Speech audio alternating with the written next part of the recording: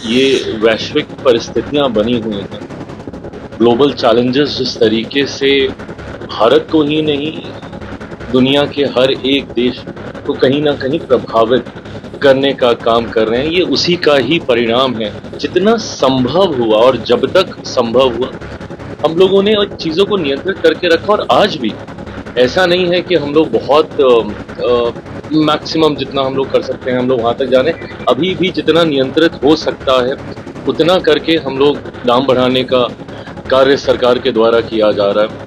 Israel US बैठकर अगर Iran के साथ जिस तरीके का ये संकट चल रहा है, अगर उसका समझौता जल्द हो जाता है तो मैं मानूंगा कि परिस्थितियां जल्द सामान्य हो जाएंगी। हर कोई जानता है कि अगर ग्लोबल चैलेंजेस इस तरीके से ही चलते रहे तो यकीनन चुनौतियां बढ़ेंगी ही। अब अगर अपराधी में भी अगर ये जाति देखेंगे तो ये सोच गलत है। देखिए, ये यकीनन विनम्रता से इस बात को मैं स्वीकार करता हूँ कि कहीं ना कहीं जनता के लिए, आम लोगों के लिए, सबके लिए ये एक परेशानी का सबब है, कारण है जिसकी वजह से सबकी चिंताएं यकीनन बढ़ेंगी।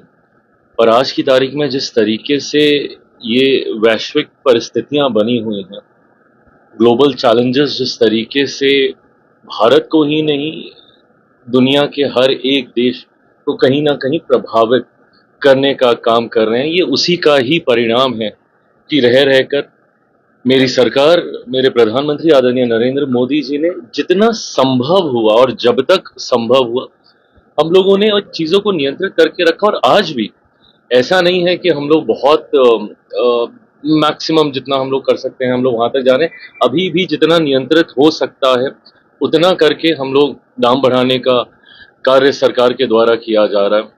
मैं मानता हूँ कि एक टेम्पररी फेज है। जल्द अगर ये जो चुनौतियां हैं अगर उसका समाधान निकल जाए, इजराइल यूएस बैठकर अगर ईरान के साथ जिस तरीके का ये संकट चल रहा है अगर उसका समझौता जल्द हो जाता है तो मैं मानूंगा कि परिस्थितियां जल्द सामान्य हो जाएंगी। पर हम लोग भी तभी ये फैसले ले रहे हैं जब चीजें सीमाओं को पार कर रही हैं, तभी ये फैसले सरकार के द्वारा लिए जाए। जिस तरह से कह रहे हैं देशद्रोही जैसा कतार जैसे शब्द कर रहे हैं और कह रहे हैं कि देश में गरीबी आएगी, आर्थिक संकट बहुत आएगी और प्रधानमंत्री को भी रोएंगे।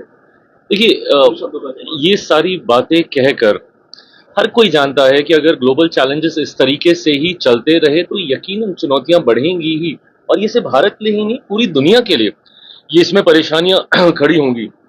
ऐसे में इस बात को तमगे की तरह सीने पे लगाकर बोलना कि अभी तो ये होगा, अभी तो वो होगा, तो क्या आप मैनिफेस्ट कर रहे हैं? आप इसको चाहते हैं कि ऐसा हो? जस्ट बाय द वर्च्यू कि आप विपक्ष में हैं, आप इस बात का सपना देख रहे हैं या कल्पना कर रहे हैं कि हमारे देश में भयंकर आर्थिक संकट आए? कौन सरकार नहीं चाहती है कि चीजें सहज रूप से चलती रहें, और उसको सहज रखने का प्रयास हम लोगों ने लंबे समय तक किया है और आज भी कर रहे हैं। पर हाँ, अब चीजें जब धीरे धीरे ग्लोबली जब चैलेंजेस ज्यादा बढ़ रहे हैं, जितना न्यूनतम हो सकता है उस पर हम लोग जनता के ऊपर अगर ये भार पड़ रहा है तो हम लोग डालने का काम कर रहे हैं। पर मैं मानता हूँ कि चीजें जल्द नियंत्रित हो जाएंगी। बिहार में जो इनकाउंटर मॉडल शुरू हुआ है, नितिन अपराधी बढ़िया कह रहा है, एसपी यादव कह रहे हैं कि जाति देखकर बिहार में इनकाउंटर किया जा रहा है। आतंकी की, अपराधियों की ना कोई जाति होती है ना कोई धर्म होता है।